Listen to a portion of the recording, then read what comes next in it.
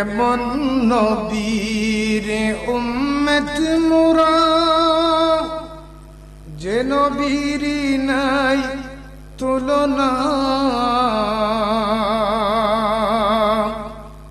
সে নবীজি আজ কান্দের সেই নবীজি আজ কান্দের রওজা পাকে মদিনা আল্লাহ मोहब्बत आवाज़े या इलाही दिले आमाय शुधु जे जपना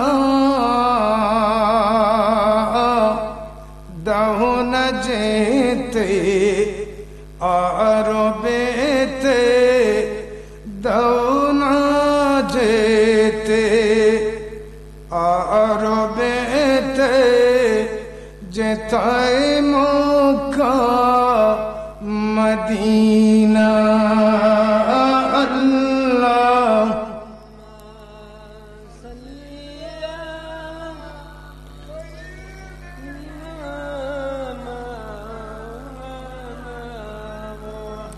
ওয়া আলা আলি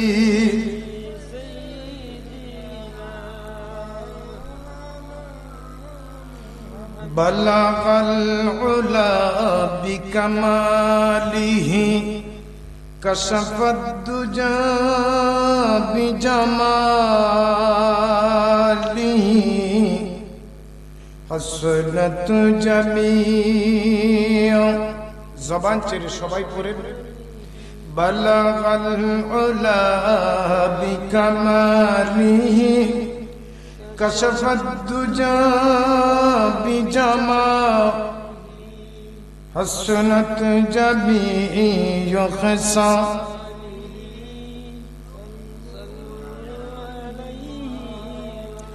محمد مصطفى تمه حبیب پاک داور ہو شفیع آسیائے مشکل کشائے روز محشر ہو بلغ عرب বুকে মক্কার পরে আমিনার যেতায় গো খুদারি করুণা কাউসার হয়ে সেনাম জরুসে বারংবার বালা গালউলা বিকামালিহি কাশাফাদ দুজা حسنت جميع خصال لا إله لا إله لا إله حسبي ربي جل الله حسبي ربي ما في قلبي غير الله نور محمد صلى الله لا إله لا إله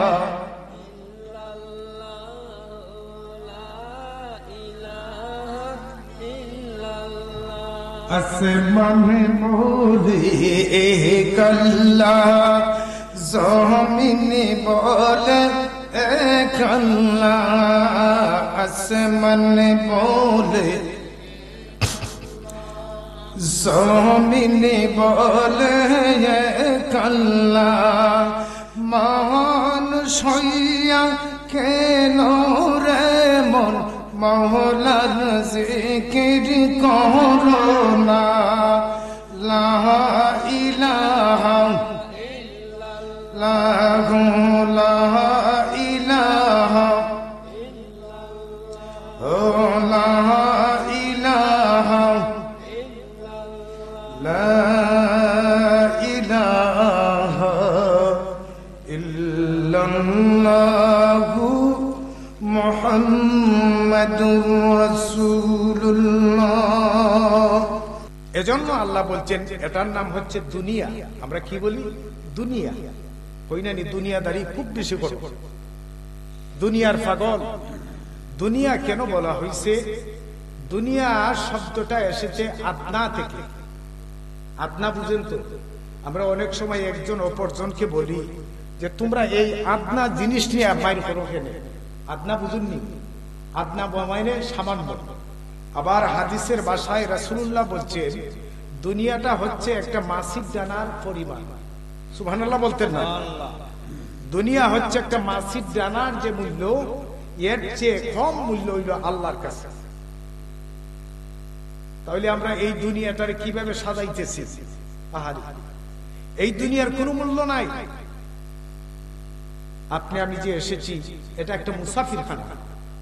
একজন পথিক যেভাবে রাস্তা দিয়ে হাঁটলে গরমের জ্বালায় গাছের নিচে যেভাবে আশ্রয় নেয়, ঠিক একটা ওয়েটিং এর জায়গা।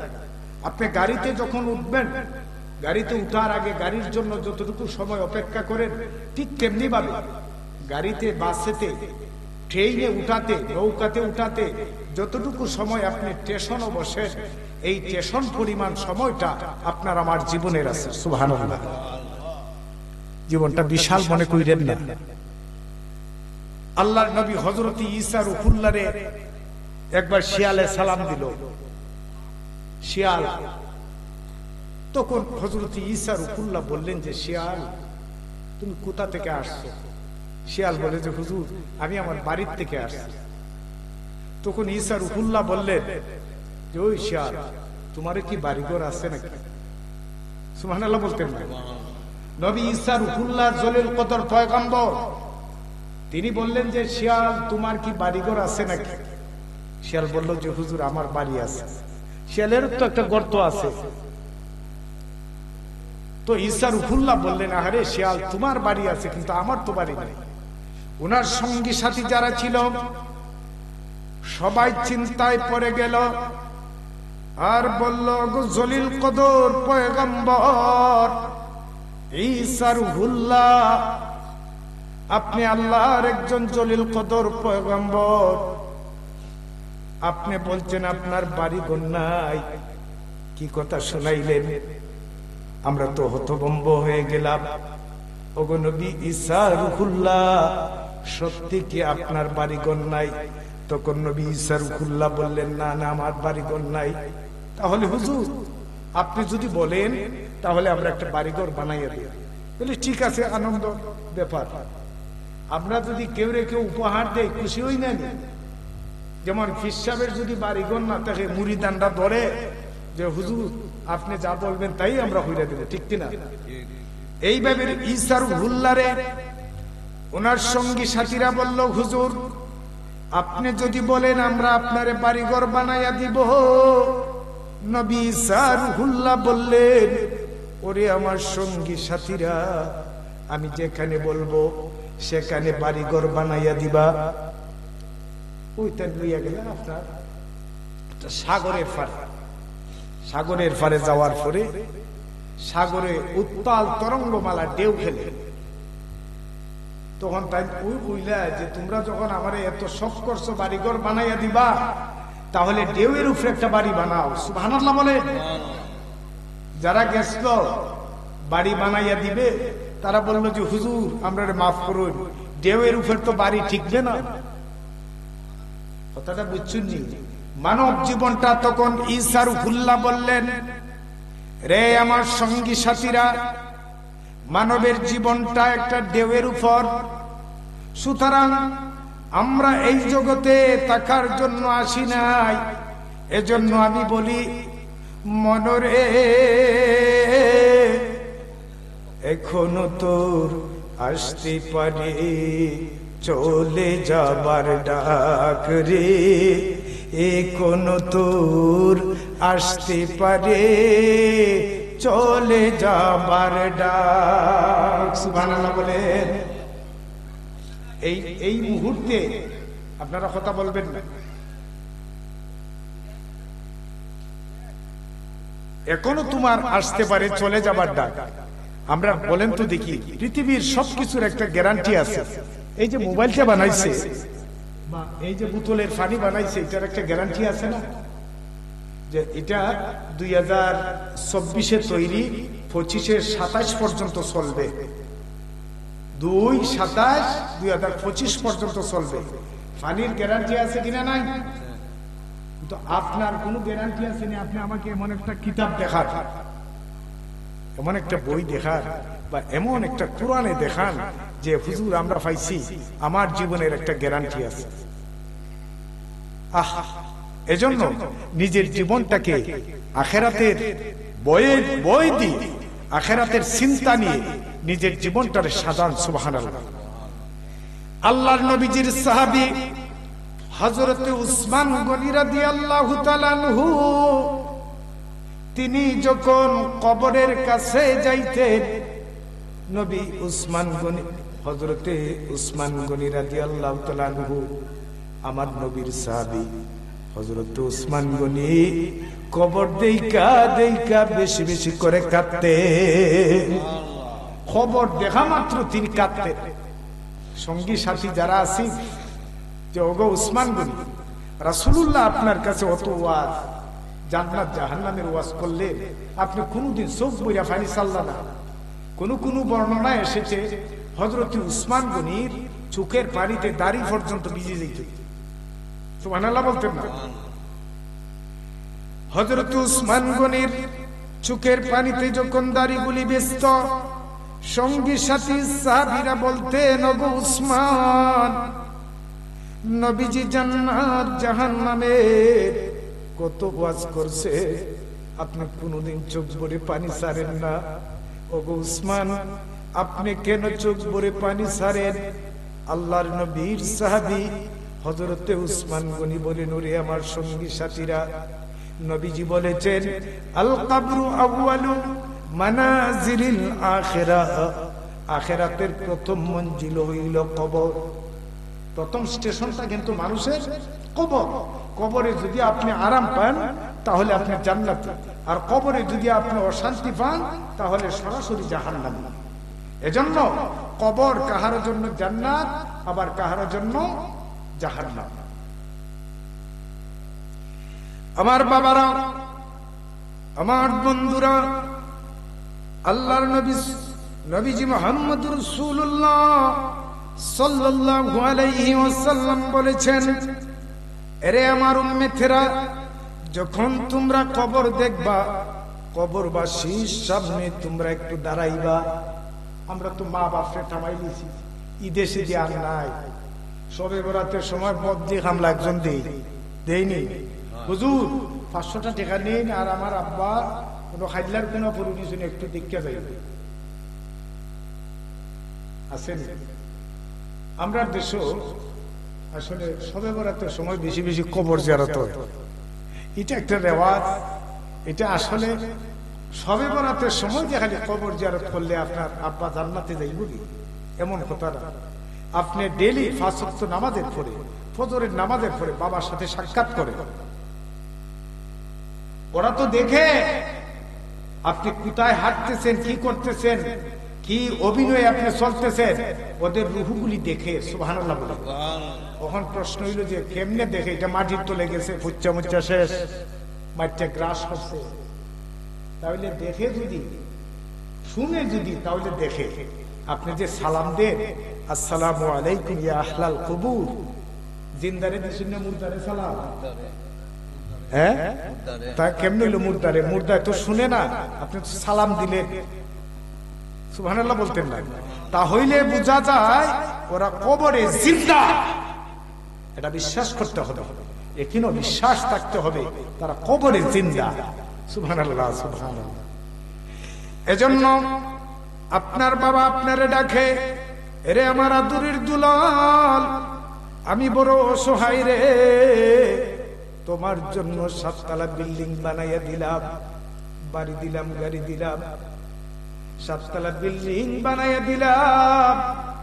বাবারে কবরে আমি বড় অসহায়, কবরে বড় আমি কষ্টে আছি রে।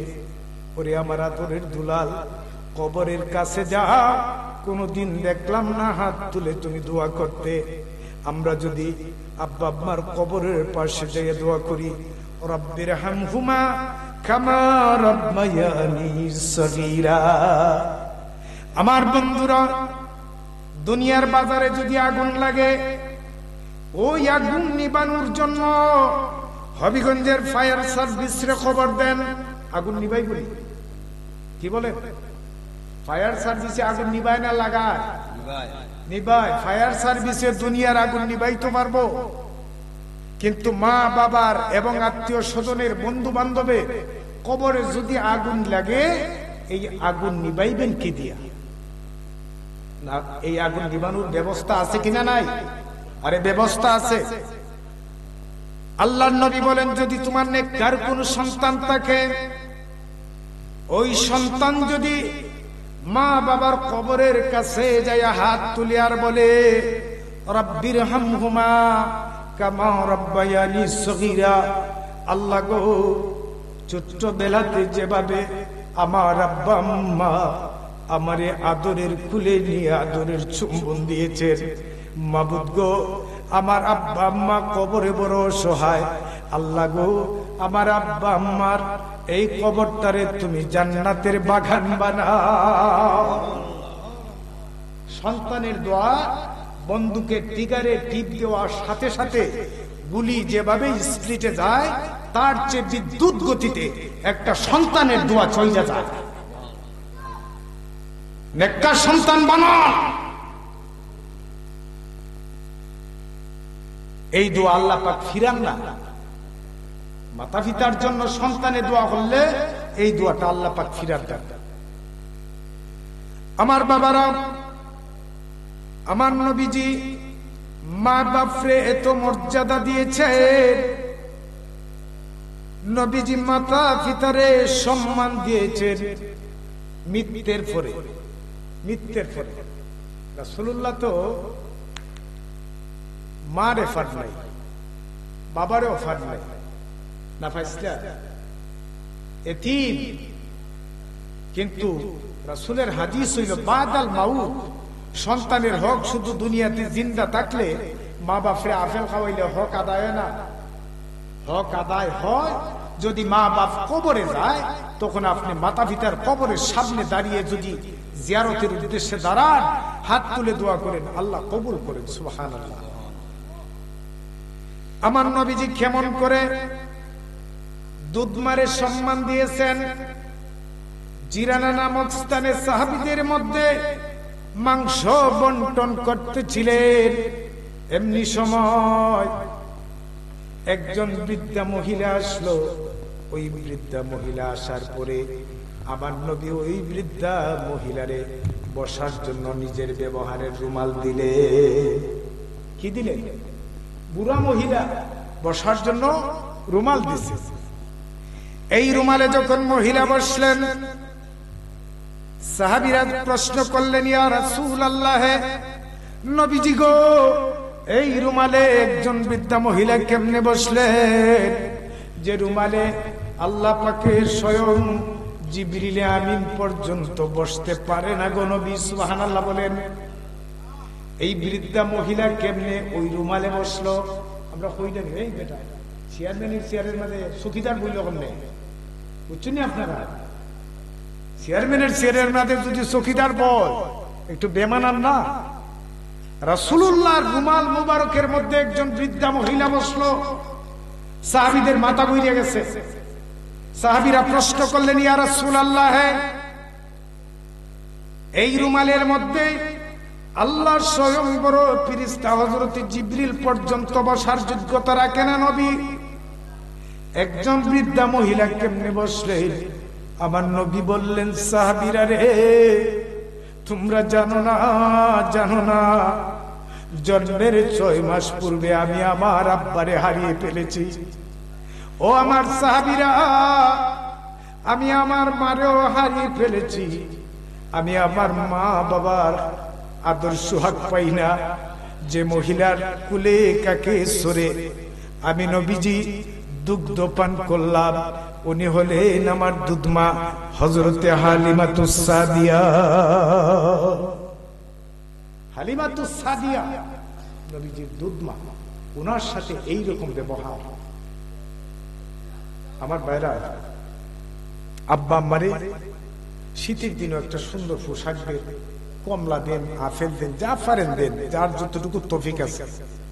আর ওই পোশাকটা যদি মা বাপরে না দেয়, একজন ফিসাবরে দেন, ফিসাবরে দিলে কি মাতা পিতারে দেওয়ার মতো সওয়াব হইব না? আপনারা কথা বলেন। ফির ভক্ত যারা আছেন আলহামদুলিল্লাহ, কিন্তু আমি মনে করি মা বাপরে যদি একটা সেরা কমলিও দেন, ওই কমলির যে মূল্যটা, এই কমলির কারণে আল্লাহ পাক আপনাকে জান্নাতবাসী করে দিবেন। সুবহানাল্লাহ। মানে কষ্ট দেওয়াটা আসলে আল্লাহ তাআলা বলছেন যে তোমরা আমার গোলামির পরে তোমরা তোমাদের মা বাপের গোলামি করো। আল্লাহর ওলি কেমনে হইছো? মা বাপের খেদমতে। আল্লাহর ওলি কেমনে হইছো? নফল ইবাদতে। আল্লাহর ওলি কেমনে তারা হইল? আল্লাহর জিকিরে, নবীজির তরিকা মতো যারা চলছে এরাই আল্লাহর ওলি হয়েছে। সুতরাং আমি কোরআনে কারীম থেকে এক টুকরা আয়াতে কারিমা তেলাওয়াত করেছি ওলিদের শানে। আল্লাহ পাক, আমরা শুধু মুখে বলি নাই, আল্লাহ পাক কোরআনে ওলিদের কথা আছে কিনা নাই? ওলিয়া ওলিয়া রে বাংলাদেশ, আরে শহীদ গাজীর বাংলাদেশ, রহম করো আল্লাহ। সুবহানাল্লাহ বলেন। এই দেশটা ওলিয়া ওলিয়ার নামে। এই দেশে হযরতে শাহজালাল এসেছে, শাহপরান এসেছে, 360 আউলিয়া এসেছে। ওলিদের শানের ব্যাপারে আল্লাহ বলছেন, আল্লাহ ইন্না আউলিয়া আল্লাহি লা খাউফুন আলাইহিম ওয়া লা হুম ইয়াহজানুন। তোমরা যারা আমার ওলিদের সম্পর্কে কথা বলো, তোমাদের জবানটাকে শুদ্ধ করিয়া বলবা, ওলিদের ব্যাপারে গান-মন্দার কথা কইও না। আল্লাহ মানে সাবধান, যাদের কোনো ভয় নাই, দুনিয়াতেও ভয় নাই, আখিরাতেও ভয় নাই। সুবহানাল্লাহ বলে। ওলিদের ভয় আসেনি। আল্লাহ বলছেন যে তোমাদের দুনিয়াতে কোনো ভয় নাই, আখিরাতে কোনো ভয় নাই। কার ভয় নাই? ওলিগণ। ওলি কারা? ওলি কারা? ওলি তারাই যারা নাকি আল্লাহ পাকের রেজামন্দি হাসিল করেছে, যারা নাকি আল্লাহ পাকের পাবন্দি এবং আল্লাহ পাকের হুকুম মেনেছে, যাদের কথা আল্লাহ পাক মানেন, সুবহানাল্লাহ বলে, তারাই আল্লাহর ওলি। আপনারা বাহলুল পাগলের নাম শুনছেন? বুঝেন না? বাহলুল পাগল নাম শুনছেন? উনি কিন্তু শরীয়তের আলেম ছিলেন। আর এদিকে বাদশাহ হারুন ছিলেন, তিনিও একজন আলেম ছিলেন, বাদশাহ হারুন। আর ওই যুগে ছিলেন হযরতে বাহলুল পাগল। তিনি করতেন কি, লেখাপড়া যথেষ্ট, উনি আপনার কবরে কবরে ঘুমাইতেন। সুবহানাল্লাহ বলে। রাইত হইলে কের বাড়িতে থাকতেন না, তিনি কবরও ঘুমাইতেন। হঠাৎ করে বাহলুল পাগল এইভাবে কবরে যখন ঘুমায়, এলাকার মানুষের মাইন্ডে ঢুকলো যে এই লোকটা শরীয়তের আলেম, আবার কবরে কবরে ঘুমায়। তখন বাদশাহ হারুনে ডাকাইয়া আনলো যে এই পাগল, তুমি কবরে ঘুমাও কেন? তখন সে বলল যে হুজুর, আমি কবরে কেন ঘুমাই? দুনিয়ার সব বাজার আছে খালি দাঙ্গালি, বাটফারি, খাওয়ালি, খাজ্জা, মারামারি, দাঙ্গা হাঙ্গামা আছে কিনা? নাই। কিন্তু কবরবাসীরা দুনিয়ার ভিতরে সবচেয়ে নীরব। কবরের মতো নীরব যে গার আছে, আমার বড় ঘুম হয়। সুবহানাল্লাহ বলতেন না? আমার বন্ধুরা, ওই পাগল বাহলুল নদীর কিনারে বসিয়া বালু দিয়া ঘর বানায়। জনগণ জিজ্ঞেস করে, পাগল রে তুমি কি বানাও? পাগল বলে, আমি জান্নাত বানাই, জান্নাত বেশি। সুবহানাল্লাহ বলে। কি বানায়? জান্নাত বানায়, জান্নাত বেচে। জনগণ জিজ্ঞেস করলো, ওরে পাগল বাহলুল তুমি কি করো? সে বলে, আমি জান্নাত বানাই, জান্নাত বেশি। বলেন তো দেখি, দুনিয়াতে কি জান্নাত বানানো যায়? জান্নাত বিক্রি করা যাবে? এবার বাদশাহ হারুন রশিদ বলল, এই পাগলের দেশতে তারা এটা বলে দুনিয়ার বেলে জান্নাত বানায়, জান্নাত বেশি। এবার বাদশাহ হারুন তিনি বললেন, এ পাগল বাহলুল, দুনিয়ার বাজারে জান্নাত বেচা বিক্রি হয় না। পাগল বাহলুল বলল, বাদশা রে, আমি জান্নাত বানাই, জান্নাত বেশি। এবার জনগণ যারা বালা ঈমান আনছে, জান্নাত কিনে, এর ভিতরে পাগল বাহলুলের হতায় বাদশাহ হারুন রশিদের বিবি জুবাইদা তিনিও জান্নাত কিনলেন এক দিরহাম দিয়া, যে পাগল আমার একটা জান্নাত দাও। তিনি জান্নাত কিনছেন, কিন্তু আসলে কি জান্নাত দেখছেনি? ওই বালুর গড়টারে দেখিয়া তিনি বললেন যে আমার একটা জান্নাত দাও। পেশাবি কি ওই গেছি মনে মনে সুবহানাল্লাহ বলে। এবার রাত্রিতে যখন বাদশাহ এবং বিবি একটা খাটে ঘুমাই গেছে, বাদশাহ হারুন রশিদ দেখে বিবির গলায় হান নাই, সোনার একটা চেইন আছে, চেইনটা নাই। তখন সে বলল যে, এই বিবি, তোমার সোনার চেইন কোথায়? বলে, এই সোনার চেইন দিয়া আমি তো জান্নাত খরিদ করে ফেলেছি। সুবহানাল্লাহ। ওই সে হইল যে, এই তুই একটা বড় ফাগল। স্বামী স্ত্রীর ভিতরে আইলো ঝগড়া, বাদশাহ এক রুম, বিবি আর এক রুম। রাত্রি যখন গভীর হলো, বাদশাহ ঘুমিয়ে গেলেন। বাদশাহ গভীর রজনীতে স্বপ্নে দেখে একটা বিল্ডিং এর ভিতরে ঢুকতেছে। তখন বিল্ডিং এর ভিতরে ঢুকে, আর এবার বিল্ডিং এর ভিতরে আপনার গেট ফারাদার আছে। ওরা বললো যে, এই তুমি ভিতরে ঢুকো না। বলে, কারণ? বলে, উফরিদি ছাইয়া দেখবে। তখন উফরিদি ছাওয়া হইল, তাই উফরিদি ছাইয়া দেখে গেইটের মধ্যে লেখে বেগম জুবাইদা। সুবহানাল্লাহ। এই খামরার মালিক বেগম জুবাইদা। আহা, খাম বানাইছিনি জুবাইদা। বাদশাহ বলল, আমার ঘুম ভেঙে যায়। আমি আমার বিবিরে বললাম, বিবিরে কি স্বপ্নে দেখলাম? ও বিবি, আমি দেখছি একটা বিল্ডিং এর ভিতরে ঢুকি, আর বিল্ডিং এর ভিতর থেকে ফারাদার গুলা আমারে বার হইয়া দিছে, আর দেখলাম খামরার মধ্যে লেখা বেগম জুবাইদা, তুমি নাকি জান্নাতের মালিক হয়ে গেছে। তখন বেগম জুবাইদা, হয় তুমি আমার সাথে টাল্টিবাল্টি করতেছ, ফাজলামি করো? না, সত্যি আমি দেখছি স্বপ্নে বইরা। স্বপন দুই প্রকার, একটা হইল শয়তানি, আর একটা হইল আল্লাহর পক্ষ থেকে। সুবহানাল্লাহ। কিছু কিছু স্বপন লাগে কিনা? না লাগে। তো তাই স্বপ্নে দেখিয়া ওই বিবিরে কইলা যে, বিবি, আমি একটা জান্নাত কিনতাম। তখন পাগল বাহলুল রে তিনি তুকাইতেছে, তুকাইতে তুকাইতে নদীর ফারে গেছে, গিয়া হলো যে, এই বাহলুল, আমার একটা জান্নাত দেও না। জান্নাতের মূল্য কত জানেননি? বলে, না। বলে, তাম পৃথিবী দিলেও একটা জান্নাতের মূল্য হবে না। সুবহানাল্লাহ বলতেন। গতদিন কয় দিরহাম আছি? 1 দিরহাম। এখন বলতেছে কয় দিরহাম? তাম পৃথিবী।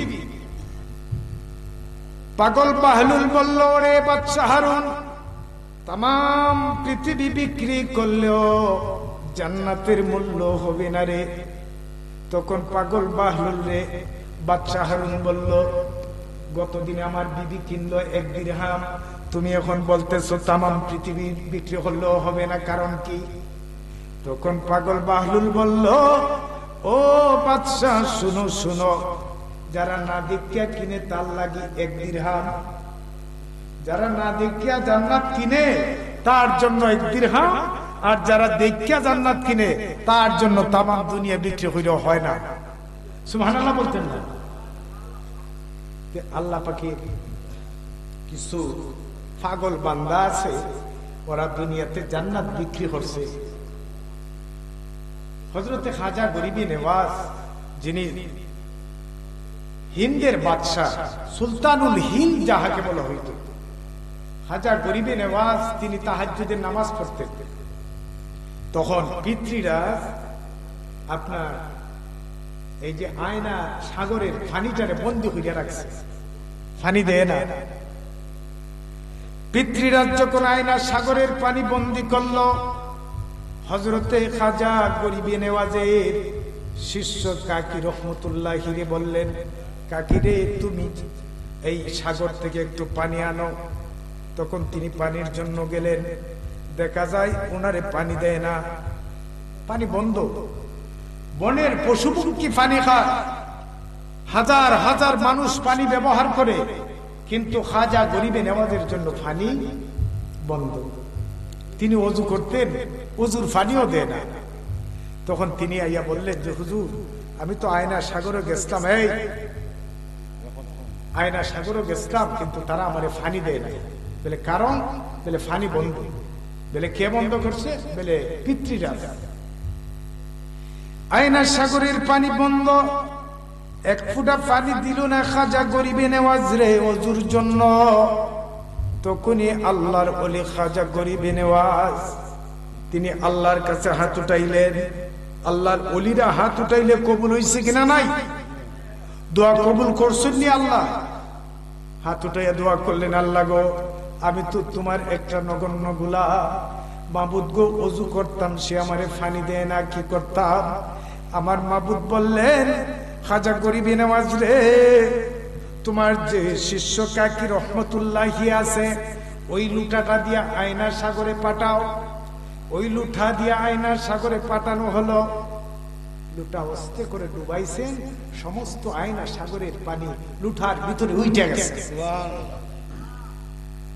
সমস্ত আয়না সাগরের পানি লুটার ভিতরে আইছে মিয়া।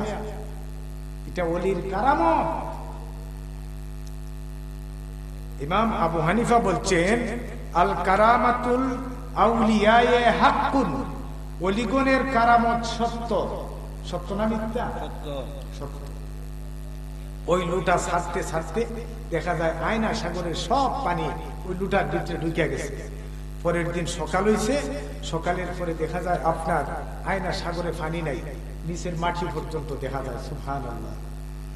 তখন পিতৃরাজ বুঝলো যে এই কারবার একমাত্র খাজা গরিবে নেওয়াজ ছাড়া আর কেহ করে নাই।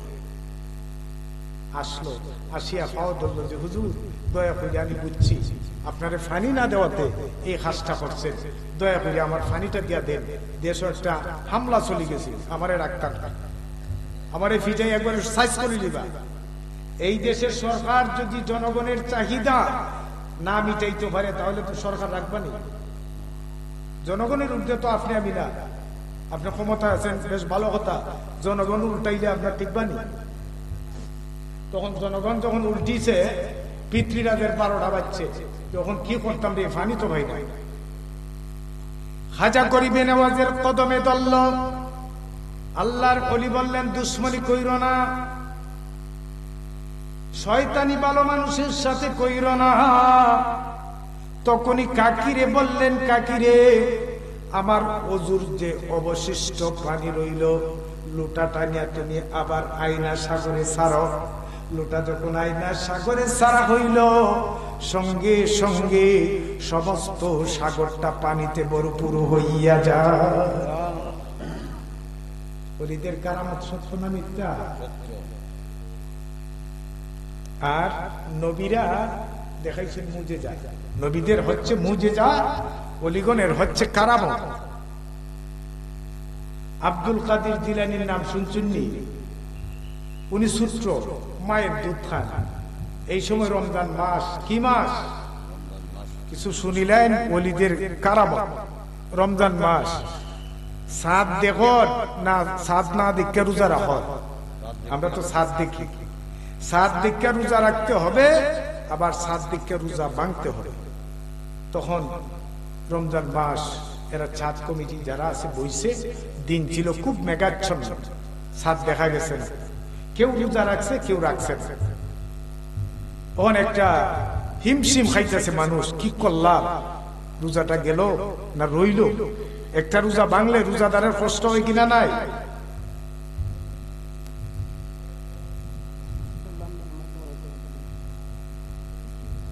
এই রোজাটা রইল না, গেল।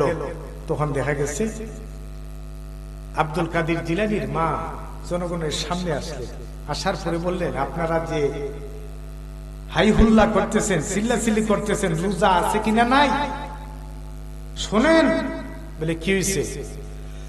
ও জিলান শহরের মানুষেরা শোনেন, আমার গাউসে পাক আব্দুল কাদের জিলানী রহমতুল্লাহি আলাইহি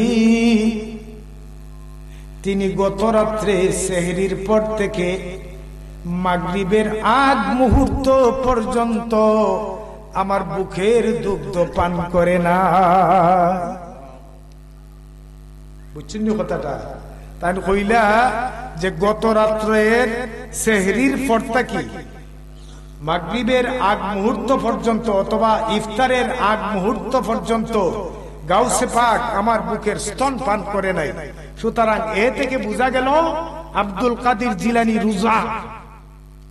সুবহানাল্লাহ বলতেন না? এই ছিল ওলিদের কারামত। ওলিদের কারামত মানতে হবে। হযরতে শাহফরান নাম শুনছে? এবার এক পাগলা গেছিল শাহফরানের মাজার ভাঙতে। আমার কাছে ছবি আছে, দেখাইলাম নে।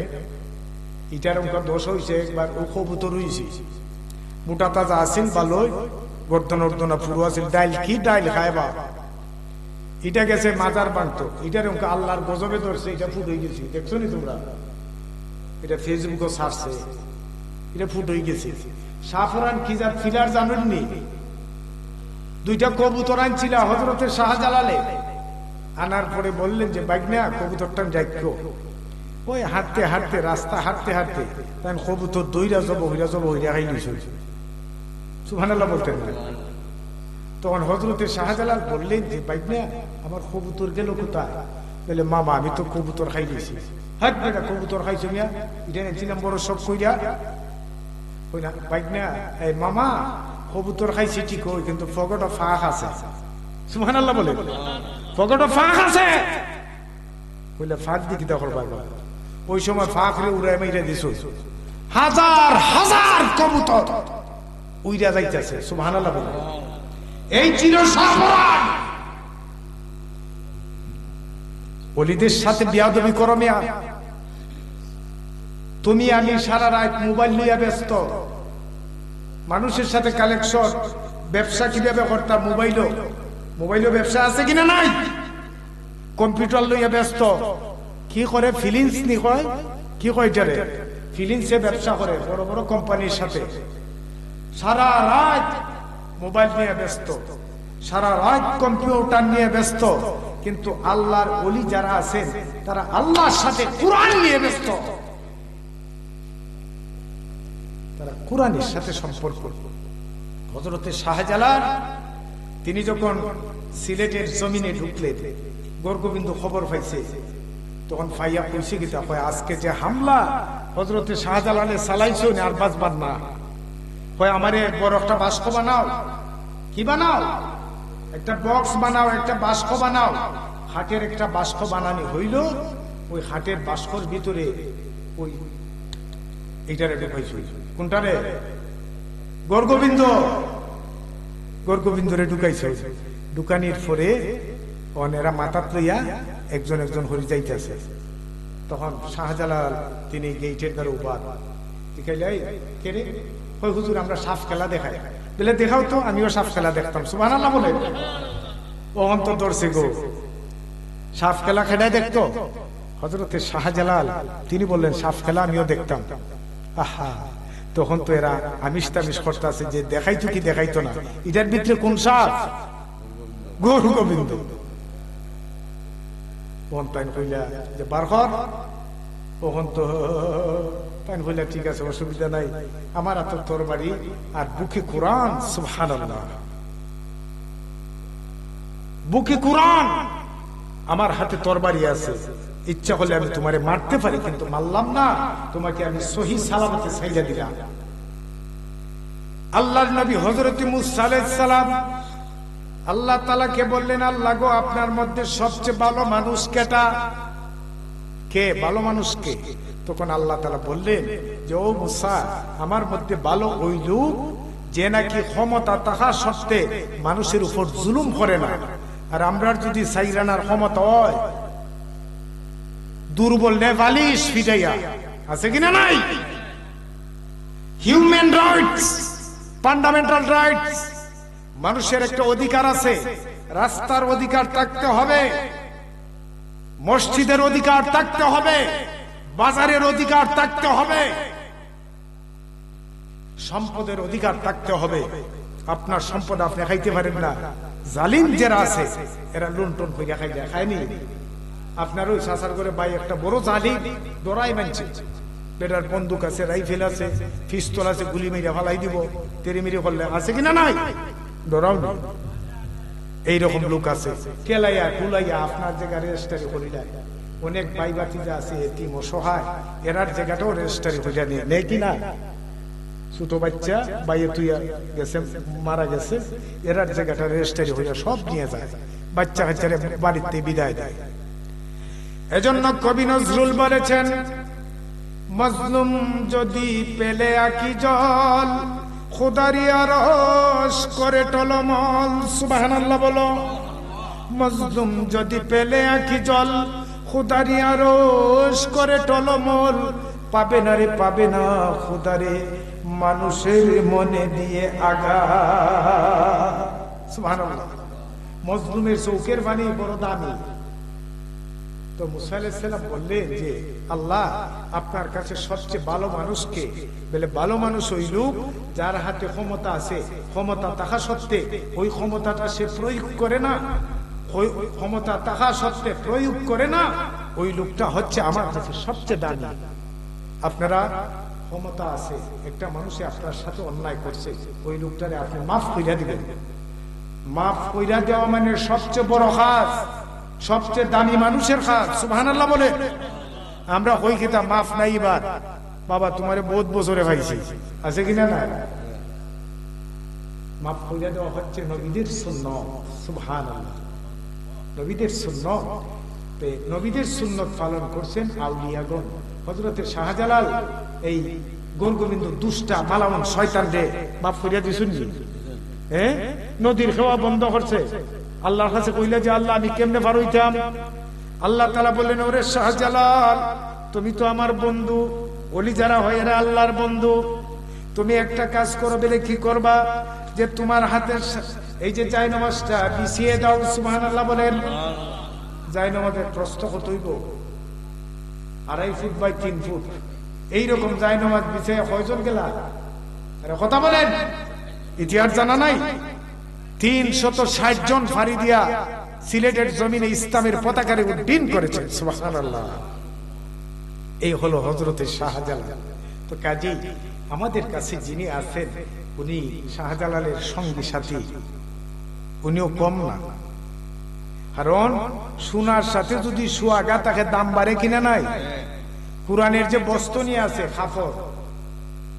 কাপড় যে আমরা কোরআন বান্ধি নেন, এই কোরআনের বস্তু নিয়ে আমরা সুমা দিই। সুবহানাল্লাহ। কারণ কোরআনের সাথে আছে। আমার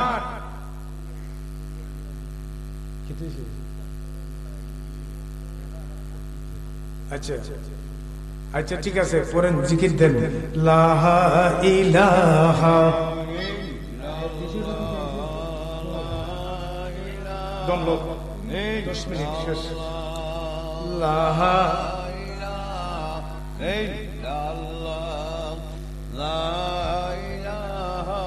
ইল্লাল্লাহ লা ইলাহা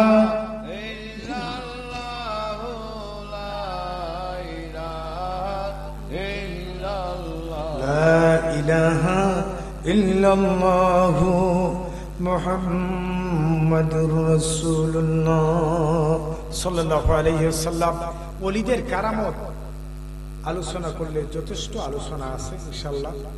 তো ওলিদের কারামত আর নবীদের হচ্ছে মুজিজা। মুজিজা বুঝেন তো? ওলিরা কোন সময় আল্লাহর কাছে কারামত চান নাই, এই কথাটা পরিষ্কার জানিয়ে নেন। ওলিরা কোন সময় কারামত দেখাইতে গিয়া কারামত প্রকাশ করতে আল্লাহর কাছে চান নাই। আল্লাহ ইচ্ছা হইয়া দিছেন। আল্লাহ ইচ্ছা করলে 6 বছরের বাচ্চারে গিয়া কারামতি প্রকাশ করাইতে পারে। এটা শুনছেন নিয়া। কিন্তু নবীরা আল্লাহর কাছে নবতী শক্তি মুজিজা চেয়েছেন। সুবহানাল্লাহ। নবীরা মুজিজা চাইছেন। যেমন আল্লাহ তাআলা নবী দাউদের দিলেন অপূর্ব কণ্ঠস্বর।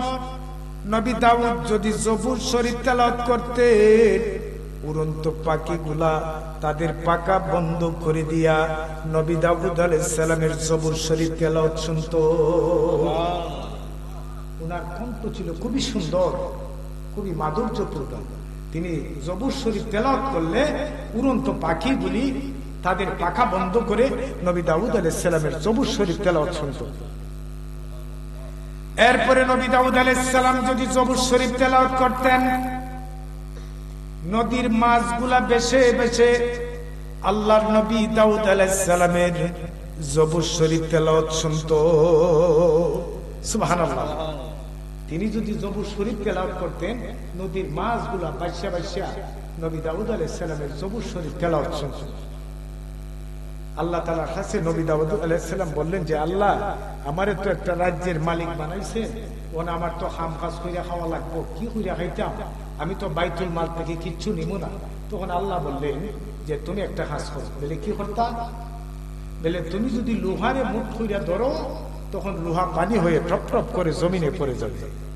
তাহলে আল্লাহ লোহা দিয়া কি করবো? বলে লোহা দিয়া তুমি অস্ত্র বানাইবা। আমরা দেশে তো খামারে আগুন লোহা দিয়া ফিজাইয়া দা বানায়। আর নবী দাউদ আলাইহিস সালাম যদি লোহারে মুঠ করে ধরতা, দা হইতো, অস্ত্র হইতো, বন্দুক হইতো, রাইফেল হইতো, লাঙ্গল হইতো, কুদাল হইতো। সুবহানাল্লাহ বলে।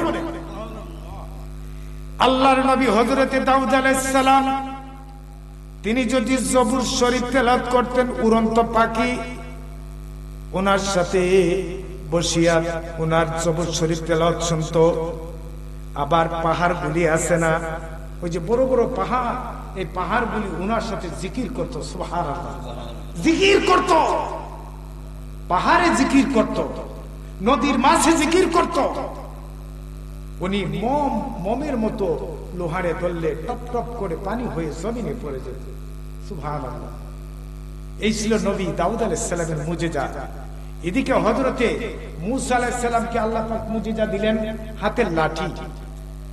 তিনি যদি লাঠি ছাড়তা, তখন এটা 22 মাইল লম্বা হইতো। কয় মাইল লম্বা? ওনার হাতের লাঠি 22 মাইল লম্বা হইতো। নবী মূসা আলাইহিস সালামের হাতের লাঠি 22 মাইল লম্বা হইতো শুধু, কিন্তু 22 মাইল লম্বা শুধু তাই নয়, এটা একটা অজগর সাপ হইয়া দাঁড়াইতো। 22 মাইল পরিমাণ একটা অজগর সাপ হইতো। ফেরাউনের যত জাদুবিদ্যা আছে এটা খাইয়া ফালিস খাইয়া আবার ডাকতো যে ফেরাউন, তোমার কাছে আর কোন জাদু তো আসেনি, আরো দেও না। সুবহানাল্লাহ। এই মূসা নবীরে আল্লাহ পাক জিজ্ঞেস করলেন, তিলকা বিয়ামিনিকা ইয়া মূসা, ও মূসা তোমার ডান হাতে ওটা কি? নবী মূসা আলাইহিস সালাম বললেন, কালা বি আসায়া, আল্লাহ ডান হাতে যেটা ওটা একটি লাঠি। লাঠি দিয়া কি করো?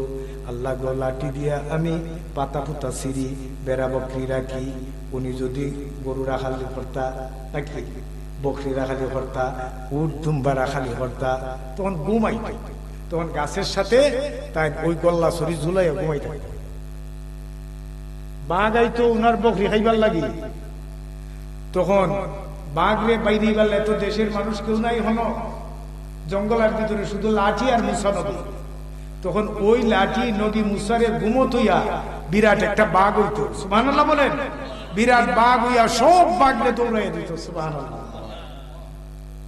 তো মূসা আলাইহিস সালামকে আল্লাহ পাক কুরআনে 9টা মুজিজার কথা বলছেন। 9টা মুজিজা। উনি যদি বগলের নিচে হাত ঢুকাইতেন, তখন হাতটা উজ্জ্বল হইয়া বার হইত, উজ্জ্বল চমকাইত। উনি যদি ইশারা করতেন হাত দিয়া, তুফান হইতো, তুফান। উনি তো একটা উগ্র জাতির ভিতরে জন্ম ছিল। সারা দুনিয়ার মানুষ একদিকে, বনি ইসরাইল গোষ্ঠী একদিকে। নবী মুসারে মানত না। তখন আল্লাহ বললেন, তোমারে কিছু শক্তি দিব আমি। উকুন চারটা, উকুন বুঝুননি, বেটেন্টের মাথার যদি উকুন হইতে দেখো এক বেটে আর বেটে তাড়াতাড়ি দেখবো জান শেষ। ওই উকুন চারটা, উকুনের কথা আল্লাহ বলছে, ওয়াল কুম্মালে উকুন, উকুন দিতা। এরপরে ওনার হাতে লাঠি, লাঠি শুধু খালি সাপ হইতো না, সাগরের মধ্যে বাড়ি দিলে বিরাট রাস্তা হইতো। সুবহানাল্লাহ বলতেন না? আল্লাহ তাআলা নবীর মুসা আলাইহিস সালামকে দিলেন এই মুজিজা, সুলেমান নবীর মুজিজা দিলেন, তিনি যদি তক্তের উপর বসতেন বিনা ইঞ্জিনে ওই তক্তটা ৮০,০০০ আলম সফর করত। কয় হাজার আলম? আরে আমরা ইঞ্জিন, পেট্রোল, কোন সময় দেখা যায় হেলিকপ্টার চললেও পরে কিনা নাই? হেলিকপ্টারে পেট্রোল আছে, অকটেন আছে, লোহা আছে, ইস্পাত আছে, বিভিন্ন যন্ত্র আছে, পাইলট আছে। সুলেমান নবীর তক্তের উপর কোনো পাইলট ছিল না। ৮০,০০০ আলম তাই সফর করতাম। দেও দানব, এই ফাঁকি, পশু ফাঁকি তো সব বেরিয়ে করতাম। আহারে, আমার দেশে কত বিজ্ঞান আবিষ্কার হয়। ডাক্তার সাবাস, তারা থার্মোমিটার লাগাই এখন রুগীর জ্বর কত মাপতে পারেননি। আচ্ছা, আমি কথা বলতেছি, আপনারা বুঝতেছেন। ফাঁকি যে কথা বলে আপনার গাছের মধ্যে ফজরের পরে কিসিমিসি ডাকে, কেউ কি বলতে পারি আমরা? কেউ কি আমরা বলতে পারি যে ওই ফাঁকিটা কি বলে? বলেন তো দেখি। নবীরা ফাঁকির ভাষা বুঝতে। পৃথিবীর কত বৈজ্ঞানিক, কত ইঞ্জিনিয়ার কত কিছু বার করলো আল্ট্রাসোনোগ্রাম করে। পেটের ভিতরে ছেলে বাচ্চা না মেয়ে বাচ্চা, এটা আল্ট্রাসোনোগ্রাম করে বার করা যায়। কিন্তু ফাঁকির ভাষাটা গোরের দ্বারা একটা সরুই পাখি, একটা মুরুগ, একটা কুকুর কি ডাক দেয়, এটা কি বুঝতে পারেন? বলেন বুঝেন? বুঝেন। কিন্তু নবী দাউদ আলাইহিস সালাম আর সুলেমান নবী ফাঁকির ভাষা বুঝতে। এই হিকমত কে দিল? এই জ্ঞান কে দিল? নবীদের চেয়ে আপনি আমি বড় জ্ঞানী। টাক্কর মারলে হইব? ফেরাউনে টাক্কর মারছি, লোহিত সাগর ফুরাইটা শেষ, একবারে ডাক্তা করে মূলার মতো রেখে দিয়েছেন আল্লাহ। মিশরের পিরামিডে আছে, আছে কিনা নাই? মিশরের পিরামিডে বেটারে রাখছেন, বীজ দিয়ে মাইরা বই দিছে, দেখুন মোবাইলেও ছবি আছে। এটারে কইছেন তোমরা পানিরে কইছেন ফসাইও না, মাটিরে কইছেন খাইও না, জলজ প্রাণী কুমির দিয়ে বলছেন তোমার পেটের ভিতরে তারে নিও না। এটারে হুটকি বানাই আল্লাহ মিশরের পিরামিডে রাখছেন। কারণ কি জানেননি? কারণ হচ্ছে যারা নাকি আল্লাহ পাকের মহা সত্তরে, আল্লাহকে যারা অস্বীকার করে, আল্লাহকে যারা মানে না, তাদেরকে আল্লাহ পাক এইভাবে শিক্ষা দিয়ে থাকে। সুবহানাল্লাহ। নবী সুলেমান আলাইহিস সালাম তিনি যদি সিংহাসনে বসতেন, ৮০,০০০ আলম তিনি ওই সিংহাসনে বসে সফর করতেন, যেখানে কোনো আপনার ইঞ্জিন ছিল না, ইঞ্জিনবিহীন ওই সিংহাসনের মালিক আল্লাহ তাআলা তাইরে বানাইছিলেন। সুবহানাল্লাহ। আমার কথা হলো ঈসা রূহুল্লাহ দুনিয়ায় নাই, মূসা নবী দুনিয়ায় নাই, দাউদ পয়গম্বর দুনিয়ায় নাই, তাদের মুজিজা নাই। কিন্তু আল্লাহ তাআলা আমার নবীরে এমন মুজিজা দিলেন, আমার নবীজির মুজিজা ছিল ৪৫০০০। একটা মুজিজা আল্লাহর নবী কবরে নিয়ে যান নাই। না, রাসূলুল্লাহ মুজিজা নিছু। সবচেয়ে বড় মুজিজা হইল কুরআনে কারীম। কুরআন শরীফ কেমনে মুজিজা শুনেন। আপনারা তো গানের ওয়াজ রাজ্য তুই নির্দেশ শুনুন না, আমি আবার এগুলো আর শেপ পাই না, গান মান। কুরআনে মুজিজা আসেনি। আপনারা বলেন তো দেখি, ইন্ডিয়ান যারা, এরা কি আমরা বাংলা ভাষায় কথা হয়? কথাগুলো বুঝবে, এরা কি বাংলা ভাষায় কথা বলে? না। লন্ডনে যারা থাকে এরা ইংলিশে কথা বলে, ফ্রান্সে যারা থাকে এরাও ইংলিশ বলে। এইভাবে আছে কিনা না? তাহলে ভিন্ন দেশের ভিন্ন ভাষা, ভিন্ন দেশের ভিন্ন ভাষা, ভিন্ন দেশের ভিন্ন ভাষা। কিন্তু আপনারা বলেন একটু কথা একটু ফলো করেন, ভিন্ন দেশের ভিন্ন ভাষা। কিন্তু কুরআনের কাছে যখন আমরা তেলাওয়াতে আসি, আমরা যেভাবে পড়ি আলহামদুলিল্লাহি রাব্বিল আলামিন, এইভাবে ইংরেজরা পড়ে না, ভারতীয়রা পড়ে না, পাকিস্তানি পড়ে না। কুরআনের কাছে যখন সবাই চলে আসে একজাত সুর, সুবহানাল্লাহ। এটা হচ্ছে কুরআনের মুজিজা। পৃথিবী থেকে যদি চাও কুরআনের পাতাকে মুছে দিতে, না, পারবেন না। হাজারো হাফেজ, লক্ষ হাফেজ, তাদের সিনার ভিতরে আল্লাহ পাক কোরআনে কারীম ঢুকিয়ে দিয়েছে।